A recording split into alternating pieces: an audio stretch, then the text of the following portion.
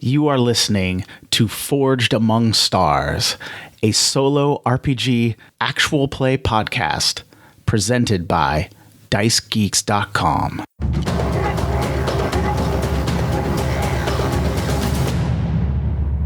Welcome. My name is Matt Davids. I will be your game master and only player during this season of Forged Among Stars. I am a tabletop RPG writer, game designer, as well as a novelist.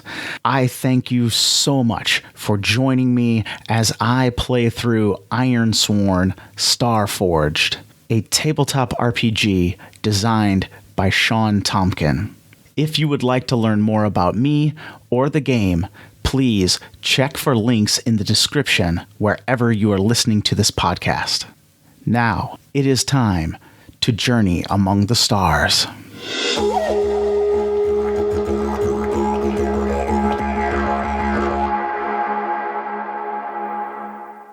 This is Session 0, Part 2 of my playthrough of Starforged. So last time I rolled on the random tables provided in the PDF, and I got some great backbones that I can create a universe and a galaxy out of, and I am excited to dive in. But today we're going to use random tables to create a character. So I am excited to see who I will be playing through this awesome universe that is spinning into existence out of dice rolls and my imagination. All right, so as I get ready here to create my character in Starforged, you start by picking two paths, and each of those paths has a couple assets underneath of it, and these just give you some background and some mechanical benefits to kind of fit a concept character. Now, I'm going to start by rolling on the random table, but if something pops into my mind, I may change that. So let's just roll. Okay, well, I came up bust on the first roll. I rolled bodyguard. That is not meant for solo play, so I cannot use the bodyguard, or it doesn't seem like that would fit, so I'm going to roll again. Well, there you go. Okay, so I got Tomb Raider. I got the background of Tomb Raider, and which, yes, yeah, that works. I'll take Tomb Raider. Underneath Tomb Raider, it has two assets. One is called Lore Hunter, and the other is called Scavenger. And so I get to pick one of those. So I am going to take Lore Hunter because I want to gather ancient lore. I spend half of my time in real life doing that, so why should a game be any different? I love that. So I have Tomb Raider as a background, and I'm going to choose Lore Hunter as my asset. So now I can roll again. However, I have had an idea. As I'm looking over this random table right here that lists out backgrounds and assets for each of those paths, I think I'm going to choose. Now, I absolutely love rolling random tables. I think it is better to roll on tables more often than not. Obviously, if you know my work at DiceGeeks.com, you know I love random tables, right? I create them. I often advise people to not pick from those tables, but just to roll from them. But occasionally, I think you can pick. And as I'm looking over this table here of paths, I see a background that says Delegate. And underneath that, I see one of the assets, and that is called Diplomat. I think I am going to go ahead and choose Diplomat. So I have a Tomb Raider Delegate who is a Lore Hunter and a Diplomat. I don't know how exactly that's going to work just yet, but I am excited to see, because kind of the concept, as we're going to see here in just a minute, is that you have left your family, that your family and connections, your old life is gone. So I think this is going to play into a concept that is forming in my mind. So let's move on to the next section in character creation. Okay, so the next step in character creation, I kind of started getting a little ahead of myself. This is where you start thinking of a background, and this is where the game tells you that you are cut off from your past in some way. Here, let me read just a bit of this text. It says here, as you begin play in Starforged, your character is a person with few ties to others. The Forge is a vast galaxy, and your former home, if you had one, is lost to you, forsaken by you, or a distant memory. Now, it tells us that we can create this idea of what separated us from our past or our homelands, or home planet, I guess. However, it says keep it simple and don't invent an elaborate backstory. And I love that advice because I am kind of the school that you need some basic ideas. And then as play happens, you can fill in that background later. But it does have a nice backstory prompt random table right here. So I am going to roll on this random table to see why my character is cut off completely from his family and his home. Okay, so I got, you were denied a birthright. All right, so my character was denied a birthright, and then I guess he was denied that birthright, and I guess he just forsook his past, and he left that life behind, and now he has moved on, and he is kind of on his own.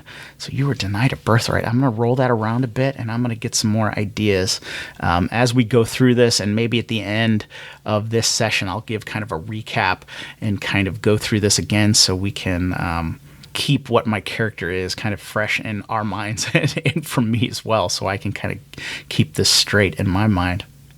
Next, I am supposed to write my background vow. This is an epic vow that I have sworn that will kind of be kind of the guiding post or the controlling idea of my character and what his purpose is in his life and what he is doing out here exploring space, and don't really have an idea just yet on what kind of background vow he could swear, because this is kind of a new concept to me, although I've played other games in the past where they've had goals and things. I'm really kind of just at a blank here of what kind of background vow he could have. Of course, he could try to reclaim his birthright, but that doesn't seem exactly right. So the PDF here says, if you can't think of a vow, here are some random tables you can roll on. So I'm going to roll on some random tables, and I'm going to get a few things. It says you can roll on the action and theme random tables, or you can roll on the character goal random tables a couple times. I'm going to roll a couple times on these tables and just get a few kind of ideas together and kind of just work with those. And maybe I'll leave it blank for right now, and at the end of the episode, I'll think of it. But let me roll on these random tables. So the first is just one word. I got defy. The next result, I got one word again. It is law. I'm going to roll on the character goal tables as well. I'm going to roll on them twice too. So I got craft object and gain knowledge.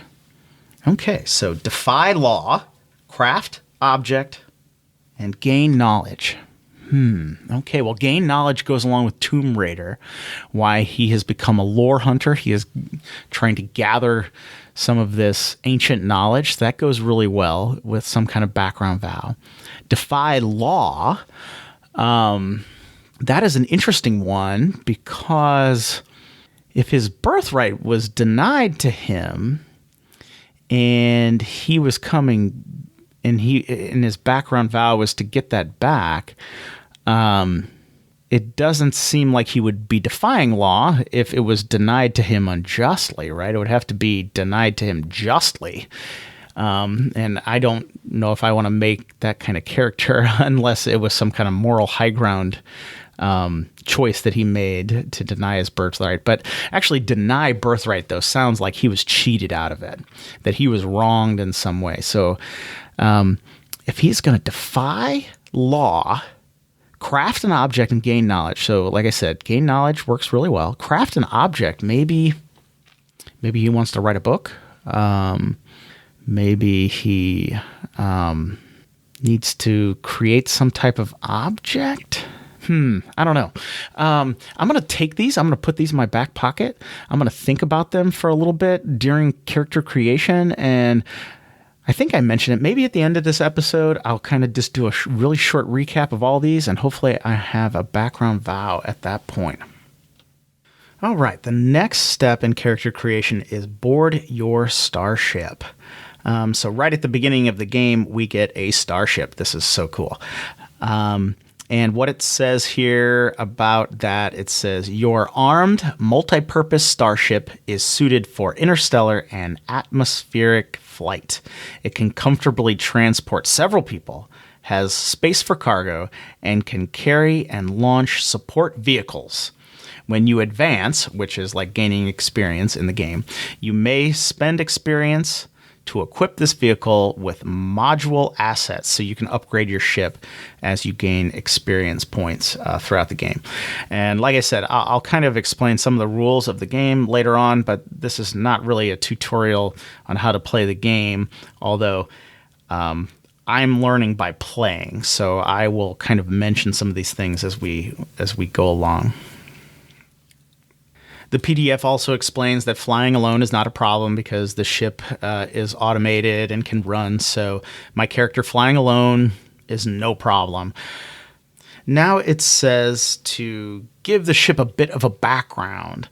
I don't really have any ideas at this moment. I'll think a little bit more on that here in a second, but we have another random table. So this tells us how we got the ship, okay? So this tells us how my character received his starship. So I'm going to roll on this random table here. Okay, it came up claimed as spoils of war. All right. Claimed as spoils of war. So my character got his ship through spoils of war. We'll have to figure that out. Now, he's a diplomat. We're told we don't have big, large-scale conflicts. So this is kind of interesting. I like this.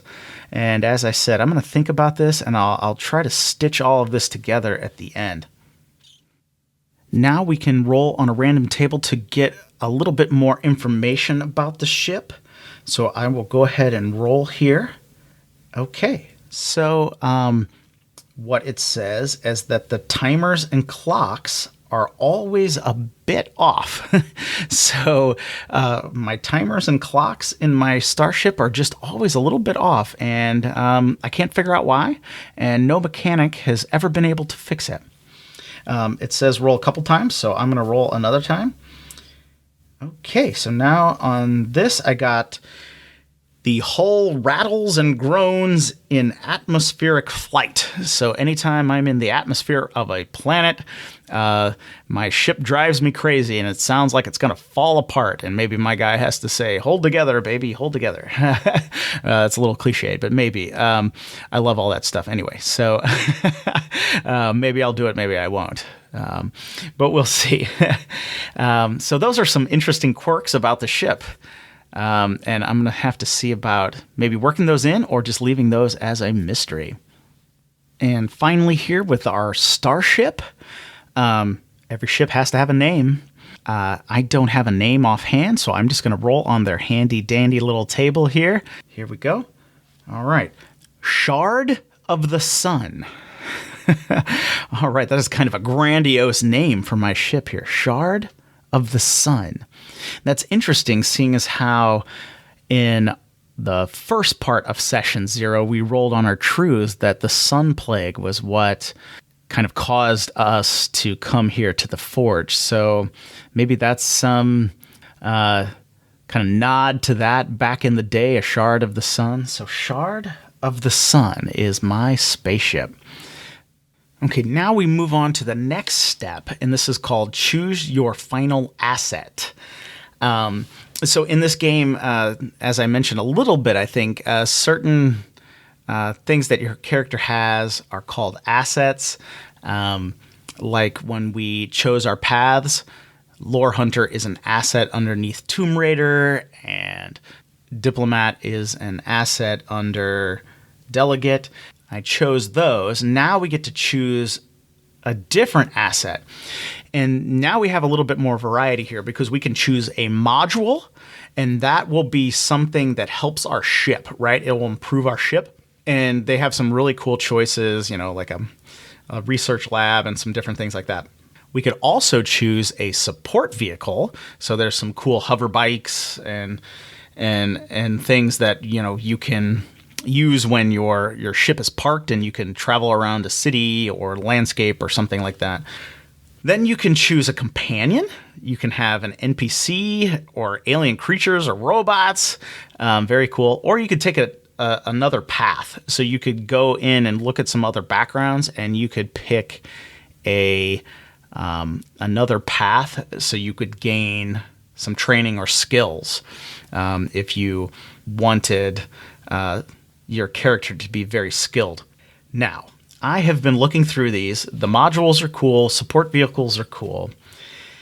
I considered taking another kind of background or path asset to give my guy a little bit more skills, but I was looking through the companions, the companion assets, and there is one called Symbiote.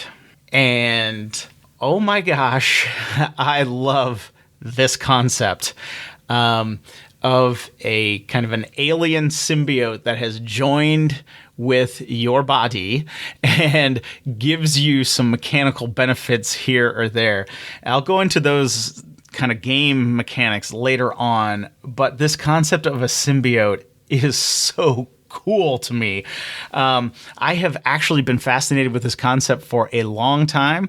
I toyed with making an entire role-playing game around it. I still may, actually. I came across this concept years ago in some golden age science fiction that I was reading, a short story, and I loved it. I even made a short film about a symbiote. It is on YouTube. It is just called Symbiote. It's silly and goofy, just with a buddy of mine. We made it years ago. But I love this concept. So my character is going to have a symbiote. He is going to have an alien consciousness of some other kind in his body that will possibly talk to him and aid him at certain places along the adventure. I love this so much. All right, in the next step, we are going to set our stats. Starforged has kind of 5 basic stats for your character. We have Edge, Heart, Iron, Shadow, and Wits. And so we get some numbers here that we can just assign to those based on what we think our character is best at. Now, the book recommends that you take a 3, 2, 2, 1, 1 and apply those to these different stats. However, I am going to upgrade those each by 1. So I'm going to have a 4, then I'll have 2 3s, and I'll have 2 2s because I have seen Ironsworn be very, very brutal. And I want to make sure my character lives a little bit through this. So basically, I am setting my Xbox to easy.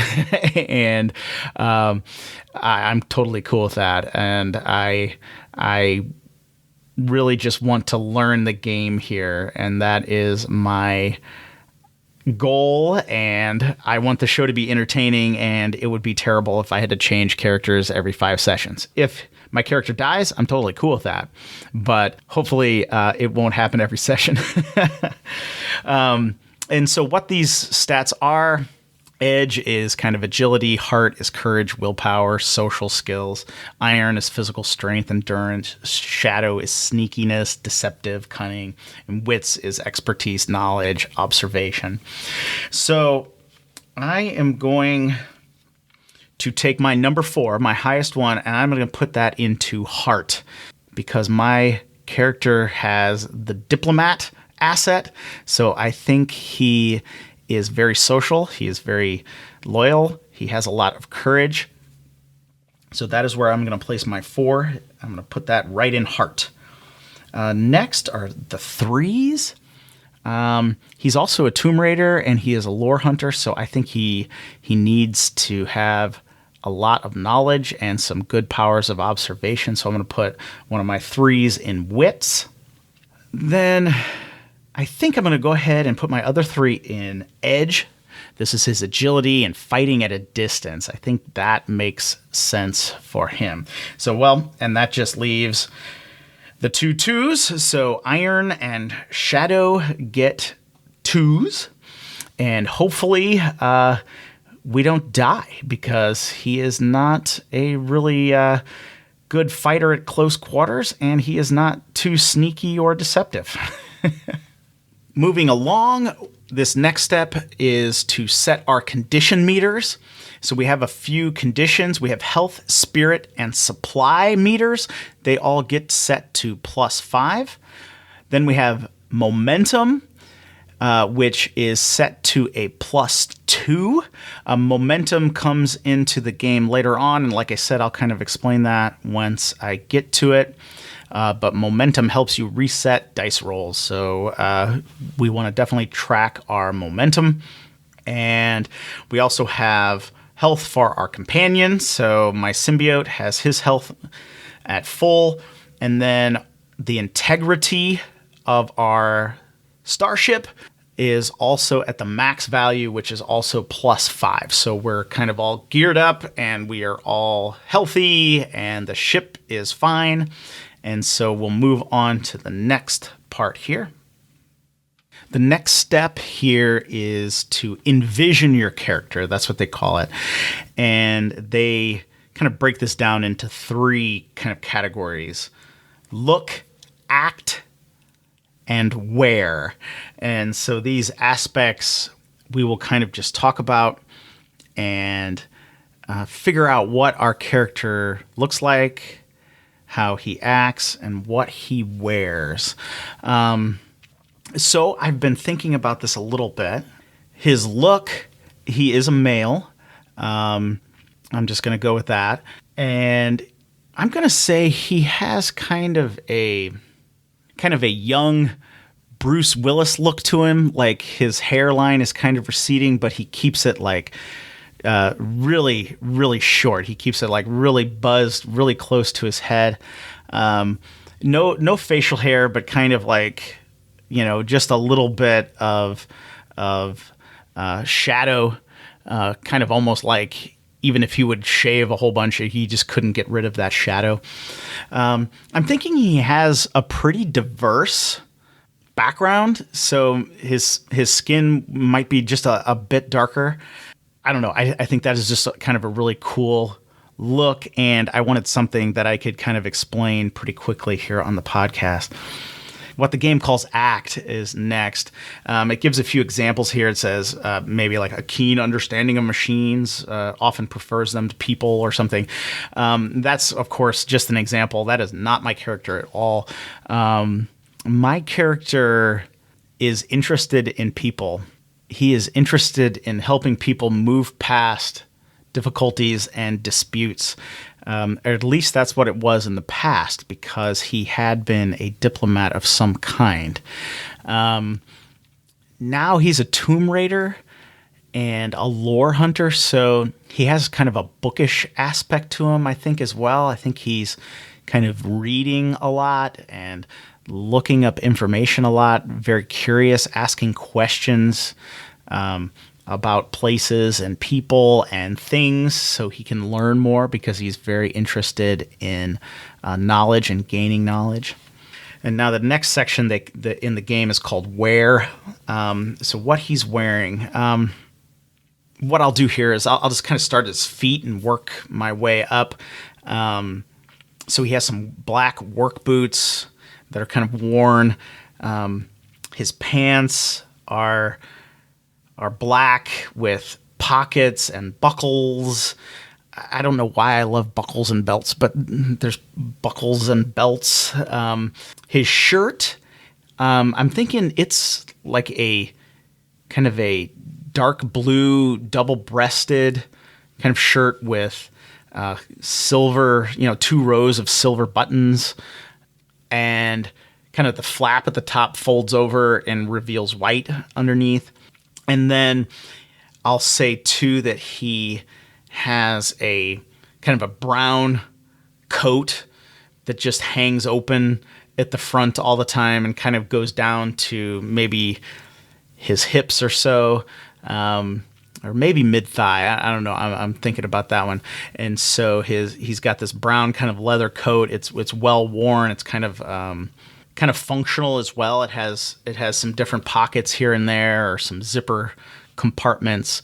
And then I'm thinking too, because I kind of want this world to be a mashup of cultures and kind of bring in some other influences. That's why the beginning music, I introduced the didgeridoo and some. I wanted to kind of give an odd, kind of futuristic feeling to things.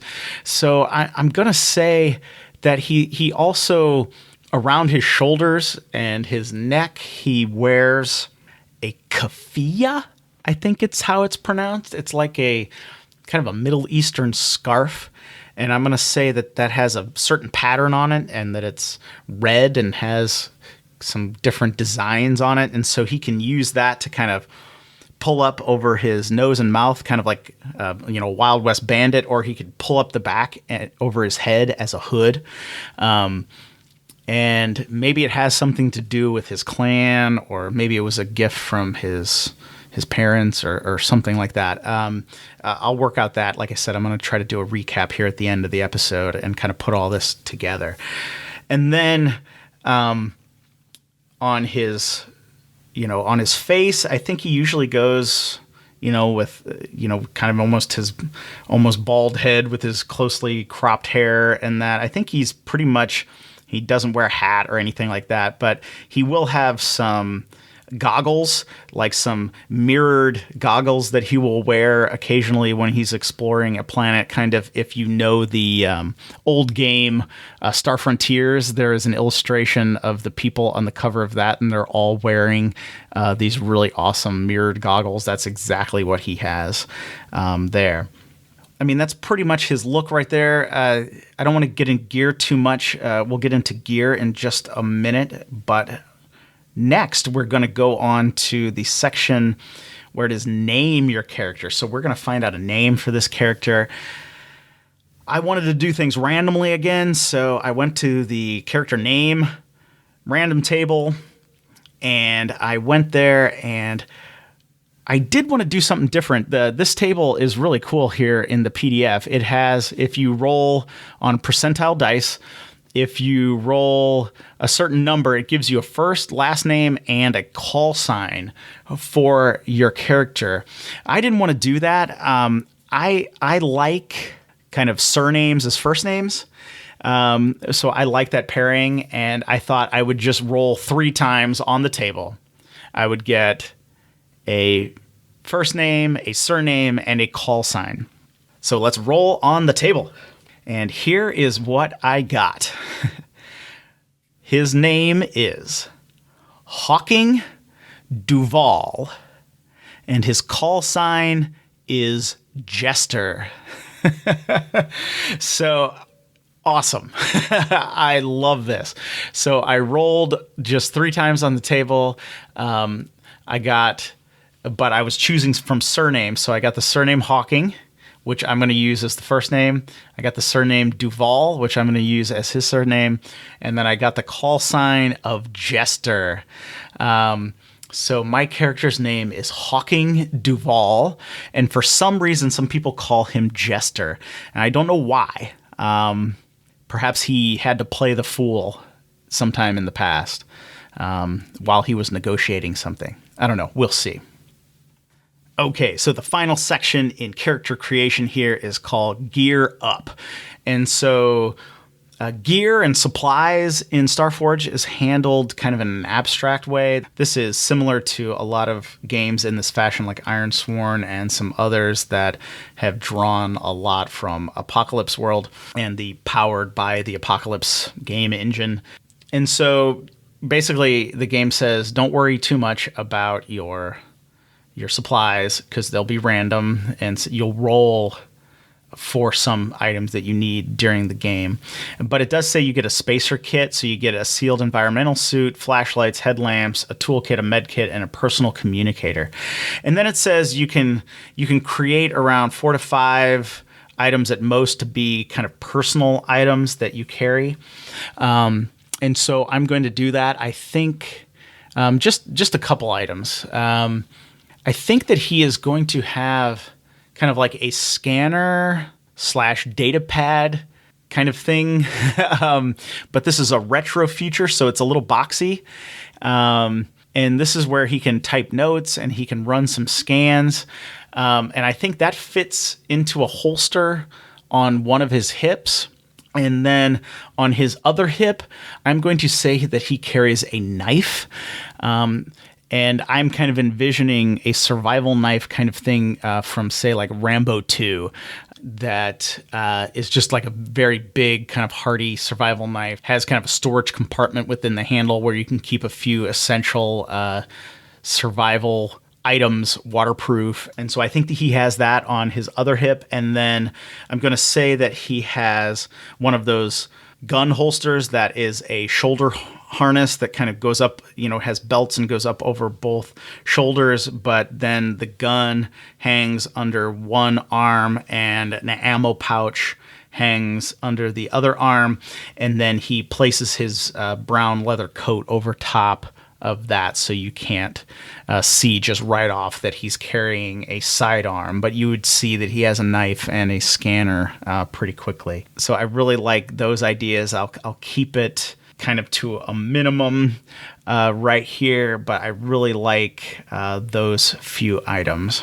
Okay, so just kind of to wrap up character creation here and to just kind of make sure we remember all of these pieces that have been put in place during character creation. My character is called Hawking Duval. His call sign is Jester. He is a diplomat and a lore hunter. He was denied a birthright and has been cut off from his family. I think he must have, maybe he returned from something. Actually, maybe we'll tie that into his ship. His ship, it said, was claimed as a spoil of war, so maybe he was fighting in a clan war or a skirmish. He claimed his ship as a spoil of war, or maybe it was given to him for negotiating a peace between a clan skirmish, something like that, some kind of spoil of war there. And then he returned home. Let's say he was away for a while. He returned home, and for some reason he was denied his birthright, and kind of in anger and really in hurt, right? Because this was his family and that he was treated unjustly, he just left and he took his ship and he left. And I'll say that happened a few years ago, and so now he's been on his own for a while, and he's kind of developed, maybe this is where he has developed his Tomb Raider aspect and his lore hunter aspect, now that he's been gone away from his family for like 5, 6, 7 years or something like that. And I will also say that he's not old, but he's not exactly young either. I'm going to say something like 33 years old, that he maybe negotiated this peace when he was like 27 or 28, and it was, perhaps he thought it was a crowning achievement, and he came home, but only to be denied his birthright. And I'm going to keep some of those details vague so I can work with those as the story and the sessions play out, because I don't want to pin myself too much into a corner. And I reserve the right to retcon anything, but I hope you enjoyed this character creation process. I am looking forward to the adventures of Hawking Duval, and in the next session, we will create a starting sector that he can explore. Oh, and I almost forgot his symbiote. I'm going to keep kind of the origin story of that maybe a little vague or a little mysterious, Perhaps he came across this alien consciousness in a tomb while he was tomb raiding and searching for ancient knowledge, that he was then joined with some kind of ancient consciousness. And actually, I'm going to go ahead and roll on the call sign table to get a name for the symbiote. All right, I got Monarch. Well, that is cool as heck. All right, so the symbiote calls himself Monarch. And let's just say, so in his mind, right, Hawking is joined with the symbiote, and the symbiote is kind of just like, Hawking, I can read all your thoughts. I know everything about you and your past. And Hawking is like, well, I don't know anything about you. What's your name? And the symbiote is just like, no, it's really too complex to say in my language. You wouldn't understand. But I do have a title, and the closest thing in your language is Monarch. And Hawking is just kind of blown away by this. It's just like, I have a monarch in me. I have a king in me. And Monarch responds, you have no idea, but soon you will learn everything. All right, so there we go. Just a little bit of fiction there to kind of kick off things. As I was saying, next time we will create a sector.